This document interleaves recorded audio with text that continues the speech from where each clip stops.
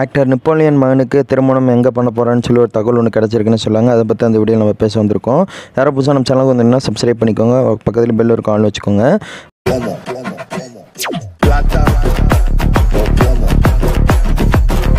அதாவது actor Napoleon அவங்களுக்கு வந்து பார்த்திங்கன்னா ஏற்கனவே அவங்க பையனுக்கு தனுஷ் அவங்களுக்கு வந்து பார்த்திங்கன்னா அதாவது சிகிச்சை பலனின்றி வந்து எடுத்துகிட்டு சொன்னாங்க. அமெரிக்காவில் எடுத்துகிட்டு இருக்காங்க.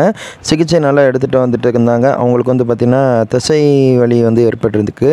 அதாவது ஜாயிண்ட் இடத்துலலாம் வந்து பார்த்திங்கன்னா அவர் எந்திரிச்சு நடக்க முடியாத அளவுக்கு வந்து ஒரு விஷயம் நடந்திருக்குது. அவருக்கு சின்ன வயசுலேருந்தே அவருக்கு வந்து சிகிச்சை எடுத்துகிட்டு வராங்கன்னே சொன்னாங்க. அது நெப்போலியன் சார் அவங்க ஒய்ஃபு எல்லாருமே சேர்ந்து அமெரிக்காவில் செட்டில் ஆகி தான் எடுத்துகிட்டு வந்துட்டு இருக்காங்க மகனுக்கு. இப்போது கடந்த ஒரு வாரத்துக்கு முன்னாடி வந்து பார்த்திங்கன்னா நிச்சயம் பண்ணானே சொன்னாங்க.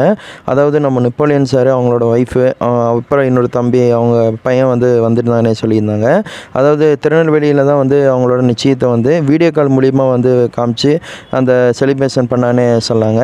அதாவது நம்ம தனுஷ் அவங்களுக்கு வந்து அமெரிக்காலேயே வந்து அலங்காரம் பண்ணி அதே மாதிரி பொண்ணுக்கு வந்து திருநெல்வேலிக்கு வந்து தன்னோட நெப்போலியன் சார் அவங்க ஒய்ஃபெல்லாம் வந்து இது பண்ணியிருக்காங்க. அந்த ஃபங்க்ஷனில் கலந்து வீடியோ கால் மூலிமா இந்த மகனுக்கும் அவங்க பொண்ணுக்கும் வந்து பார்த்திங்கன்னா மருமலுக்கும் முடிச்சு வச்சுருக்காங்க, நிச்சயம் பண்ணியிருக்காங்க. அவங்களோட கல்யாணம் இப்போ எங்கே நடக்க போகுதுன்னு சொல்லி ஒரு அஃபிஷியலாக ஒரு தகவல் கிடச்சிருக்குன்னு சொன்னாங்க. தனுஷ் அவங்க வந்து குணமாயிருக்கான்னு சொல்லியிருக்காங்க. கொஞ்சம் கொஞ்சமாக குணமாயிட்டு வராங்களாம்மா. ஆனால் இப்போ அவங்களால ட்ராவல் பண்ண முடியாத காரணத்தினால இந்தியாவுக்குள்ளே அவங்களால வர முடியாதுன்னு சொல்லியிருக்காங்க.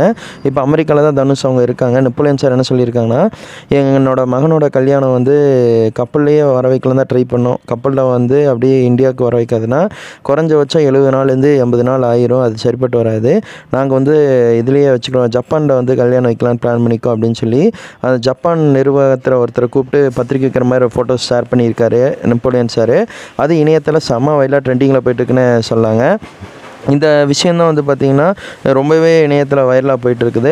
ஆக்டர் நெப்போலியன் சார் பொறுத்தவரை வந்து பார்த்திங்கன்னா பக்கவாக பிளான் பண்ண மாதிரியே வந்து பார்த்திங்கன்னா பையனுக்கு நிச்சயம் முடிச்சிட்டாரு. இப்போது கல்யாணம் வந்து ஜப்பானில் பிளான் பண்ணியிருக்காங்க.